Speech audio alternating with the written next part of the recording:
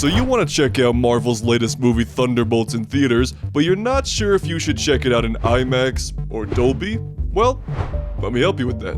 On the technical side, the IMAX version of Thunderbolts features a 1:90 aspect ratio for some scenes and the regular 2:39 for the rest. Basically, some moments are going to fill up the entire massive big square IMAX screen, which is always pretty cool. The Dolby version, on the other hand, does no such aspect ratio change. It's going to stay at the traditional 2:39 aspect ratio, never completely filling up the Dolby screen. Which, like I've said with many of my IMAX reviews in the past, having that aspect ratio change for certain scenes is always really cool, but like I mentioned in my IMAX review for Thunderbolts, which you should go check out because that's pretty cool of you, I mentioned how there weren't a whole lot of sequences or moments where it felt like the IMAX was like a must-see format as far as that's concerned. Like, there's some really cool shots of New York and, you know, Sentry flying around and stuff, but none of it was like, oh my god, yes, this had to be seen in IMAX. But on the flip side of that, when I went to go see Thunderbolts for the second time yesterday in Dolby, which, by the way, the movie is a lot better the second time around, and it's officially one of my favorite MCU movies. But anyway, as I was watching it in Dolby after seeing the IMAX version a couple days before, something just started to feel a little off when the screen didn't change whatsoever during any of the sequences where I knew it was supposed to change. I kind of felt like that one old guy from that Family Guy cutaway. Where's the rest of you? As far as like the color presentation between both formats, I think they're both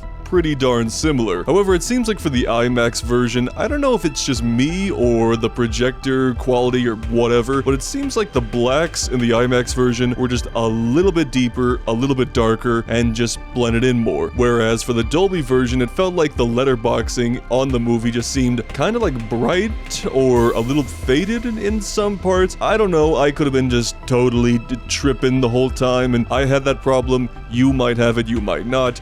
It's kind of subjective at that point. So all things considered, as far as the image goes, I'm gonna give that to IMAX. Now, of course, you clicked on this video because you want to hear my take on the IMAX versus Dolby for this movie, but you know what? You can't just listen to me.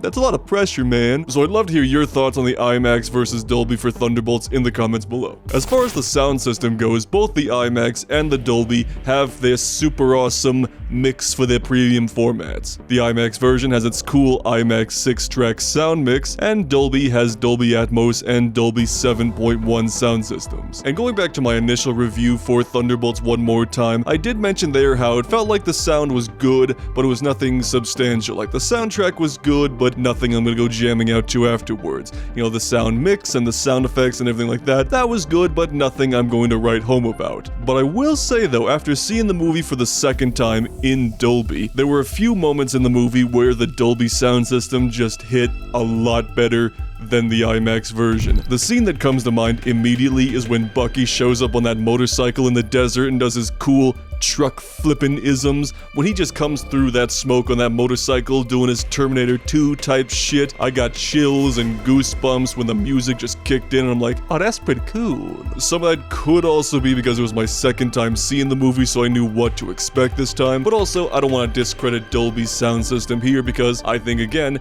it really brought that scene to life just that little bit more. So with all that in mind, I think as far as the sound system goes, I'm gonna have to give it to Dolby.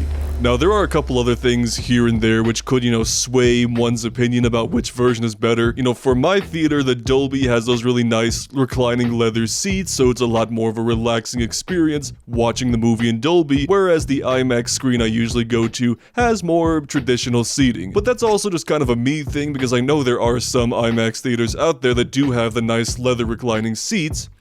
If you have those in your IMAX theater, keep it to yourself, okay? Don't be that guy. So overall, when it comes to the IMAX versus Dolby for Thunderbolts, I think it is a pretty close competition. But which one is overall the better format to see the movie in? That's kind of tricky because, again, they are quite similar, and I don't want to be, like, immediately biased towards IMAX or anything because, you know, I'm the IMAX guy. I do IMAX reviews all the time on this channel, and I did say it felt strange to not have the IMAX aspect ratio changes in the Dolby version, but I also did say it's nothing too substantial, and you're not going to really be missing out too much if you don't see it in IMAX. But overall, I'm going to say the winner for this one is Dolby. It's not gonna be that way every single time though. Again, I hope Fantastic Four is gonna be very much a pure IMAX release, but you know what? That's in July. We'll get there when we get there. So those are my thoughts on Thunderbolts and IMAX versus Dolby. If you want to see more of my thoughts on the movie itself, I got just the video right over here. Otherwise, we'll see you on the Brockopp side.